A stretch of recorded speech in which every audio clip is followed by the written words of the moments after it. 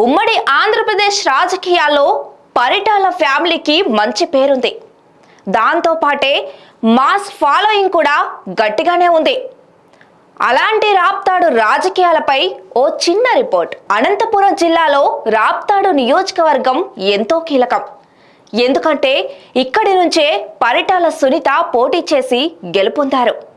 అయితే 2009, 2014లో పరిటాల సునీత గెలుపొందారు. ఆ తర్వాత 2019లో జరిగిన సార్వత్రిక ఎన్నికల్లో పరిటాల సునీత పక్కకి తప్పుకొని కొడుకు అయిన పరిటాల శ్రీరామ్కి అవకాశం ఇచ్చింది. అయితే 25,000 ఓట్లతో పరిటాల శ్రీరామ్పై తోబుతూర్తి ప్రకాష్ రెడ్డి గెలుపొందారు. గెలిచిన తర్వాత తోబుతూర్తి ప్రకాష్ రెడ్డి నియోజకవర్గానికే పరిమితమయ్యారు. అసెంబ్లీలో కూడా మా నియోజకవర్గానికి ఇది కావాలి అని ఏనాడు ప్రకాష్ రెడ్డి అడగలేదు. తన సన్నిహితులకు కొన్ని నామినేటెడ్ పదవులు ఇప్పించి ఎంత కావాలో అంతా దోచుకున్నారు. క్షేత్ర స్థాయిలో కూడా తోబుతూర్తి ప్రకాష్ రెడ్డిపై బాగానే అభియోగాలు ఉన్నాయి. ఇటు ప్రజల్లోనే కాదు, అటు వైసీపీ కార్యకర్తల్లో కూడా కాస్తంత అసహనం ఉంది.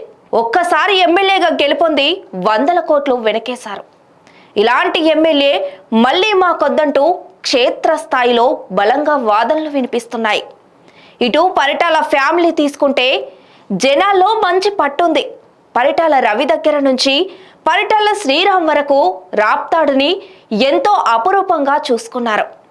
లాస్ట్ టైం ఓటర్లు ప్రలోభపడ్డారని వైసీపీ విధ్వంస పాలన చూశాక టీడీపీనే బెటర్ అనిపిస్తుందని అంటున్నారు వైసీపీకి ఓటేసిన ప్రజలు. భర్త కొడుకు చరిస్మా కలిస్తే ఈసారి అయినా రాప్తాడులో టీడీపీ జెండా ఎగురుతుందో లేదో వేచి చూడాల్సిందే. Stay tune to 9 vibes.